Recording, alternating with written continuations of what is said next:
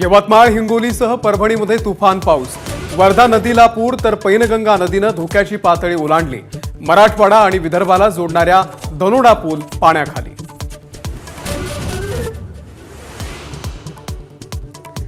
हिंगोली जिल्ह्यामध्ये पूर परिस्थिती। बाजारपेठेसह नागरिकांच्या घरामध्ये शिरलं पाणी। जनजीवन विस्कळीत।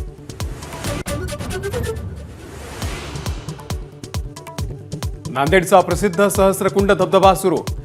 तिन्ही धारांना अक्राळ विक्राळ रूप। परभणीमध्ये देखील पहाटेपासून मुसळधार पाऊस।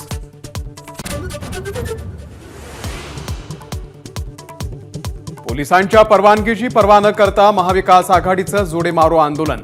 गेटवे ऑफ इंडियावरती शरद पवार, उद्धव ठाकरे, नाना पटोले यांच्याकडून सरकारवरती कडाडून टीका। मध्य प्रदेशमध्ये छत्रपती शिवरायांचा पुतळा पाडला। कर्नाटकमध्ये पुतळा हटवला तेव्हा उद्धव ठाकरे का मूग गिळून बसले होते? फडणवीसांचा सवाल। काँग्रेसनं चुकीचा इतिहास शिकवल्याचा आरोप।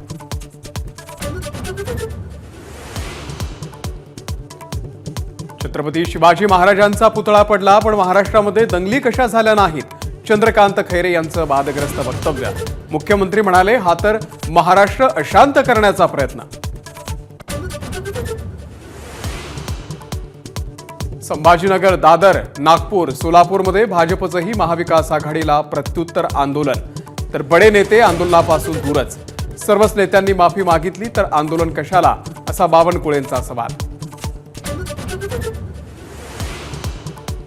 महायुतीचं जागा वाटप 10 दिवसांमध्ये जाहीर करणार। चंद्रशेखर बावनकुळेंची माहिती। 13 छोट्या मित्रपक्षांचाही विचार होणार।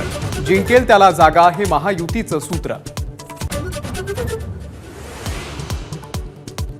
भाजप आणि संघ नेत्यांच्या बैठकांवरती बैठका। आज छत्रपती संभाजीनगर आणि मुंबईमध्ये 2 स्वतंत्र बैठका। संभाजीनगरच्या बैठकीमध्ये फडणवीस आणि रावसाहेब दानवेही सहभागी।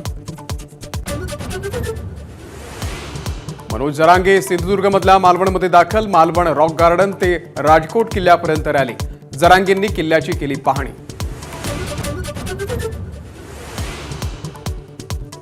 पुण्यातल्या महिलेच्या हत्येचं गूढ अखेर आठवडाभरानं उकललं। झोपडपट्टीमधल्या खोलीसाठी भावानंच केला वहिनीच्या मदतीनं बहिणीची हत्या।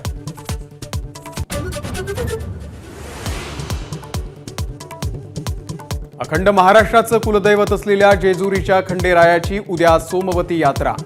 मंदिर प्रशासनाकडून जय्यत तयारी।